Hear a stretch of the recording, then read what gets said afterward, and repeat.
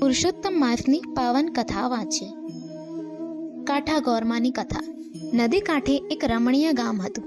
તેમાં એક ડોશી, તેના 2 દીકરા અને 2 વહુઓ સાથે રહેતી હતી. ઘરમાં કલેશ થતાં 2 દીકરાઓ અલગ થઈ ગયા. તેઓમાંથી કોઈ માને રાખવા તૈયાર ન હતા. તેથી ડોશી પણ અલગ રહી પોતાનું ગુજરાન ચલાવતી. આમ 3 જણા જુદા જુદા ઘરમાં રહેતા હતા, પણ વાર તહેવારે ભેગા મળી આનંદ માણતા. ડોશી ધાર્મિક વૃત્તિઓના હતા. તે રોજ સવારે ઉઠી પુરુષોત્તમ ભગવાનનું નામ લેતા, નદીએ નહાવા જતા. તેમના નાના દીકરાની વહુ પણ રોજ નદીએ સ્નાન કરવા જતી. તેઓ કાંઠા ગોરમાનું પૂજન કરી ઘેર આવી કામકાજમાં લાગતા. જ્યારે મોટા દીકરાની વહુ ઉઠતા જ ઘરની ઝંઝટમાં લાગી જતી. દીકરા દીકરી અને પતિને આ કરો તે કરો તેમ હુકુમો છોડ્યા કરતી. તે 2 પૈસે સુખી હતી, તેથી તેને પોતાનું પૈસાનું અભિમાન આવી ગયું હતું. સાથે કંઈક હતું, એથી તો તેના અભિમાનનો પારો ઓર ચડ્યો હતો. તે સમજતી કે ગામમાં મારા જેવું કોઈ નથી. ઉપરાંત બોલવામાં પણ તે તોછડી હતી. દેરાણી ભોળી હતી. એક દિવસ નદીએ જતા તેણે જેઠાણીને ઘેર જઈ કહ્યું, જેઠાણી, આજે તો મારી સાથે નદીએ નહાવા ચાલો. ત્યાં જઈને કાંઠા ગોરમાનું પૂજન કરીશું, પુરુષોત્તમ માસની કથા સાંભળીશું અને પછી ભગવાનનું સ્મરણ કરતા ઘેર આવી જઈશું. જેઠાણી કહેવા લાગી, આ તો નવરાના કામ છે. નાહવાનું તો ફક્ત બહાનું છે, પણ ત્યાં બધા ભેગા મળી કામની નિંદા કરતા હોય છે. આમાં આપણું કામ નહીં. મારે તો મારું ઘર પહેલું સંભાળવાનું. મારે ઘેર આવનાર ઘણા, મારા પતિ દુકાનેથી આવે, છોકરાઓ નિશાળેથી આવે, પિયર ગયેલી વહુ આવે, સાસરે ગયેલી દીકરી આવે, સગા સંબંધીઓ આવે, ટીમમાં ગયેલ ઢોર પણ આવે. આમાંથી હું આખો દિવસ નવરી પડું તો તમારી સાથે નાહવા આવું ને?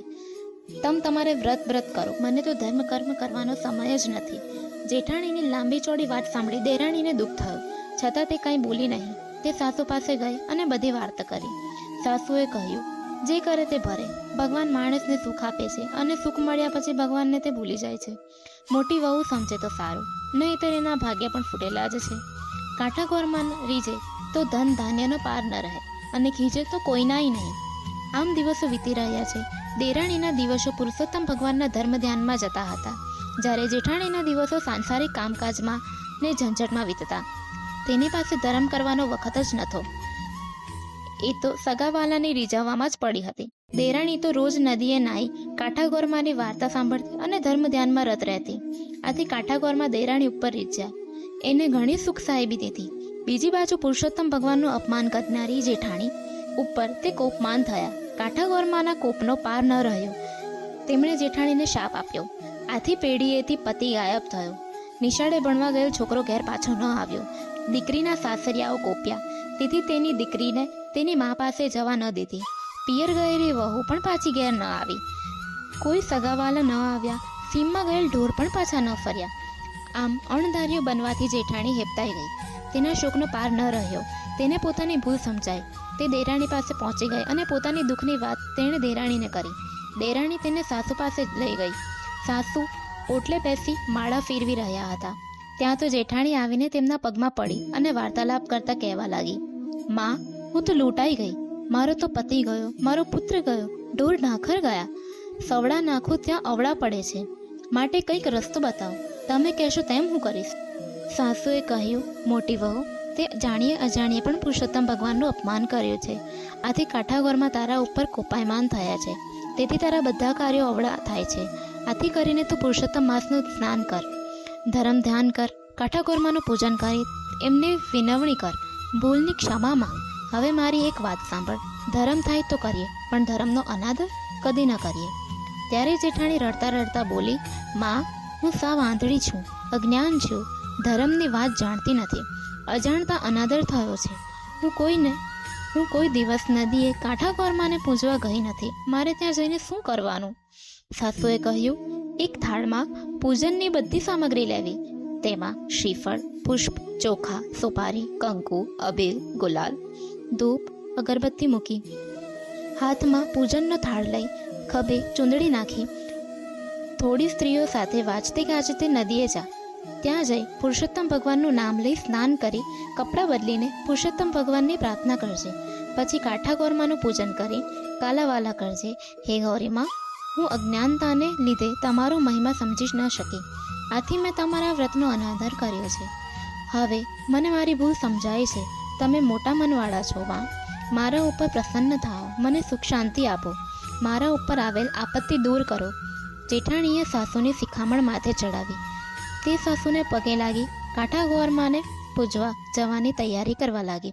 દેરાણી જેઠાણી અને સાસુ આડોશ પાડોશમાંથી ભાવિક સ્ત્રીઓને ભેગી કરી બધાને સાથે લઈ જઈને તે વાજતે ગાજતે નદીએ પહોંચી.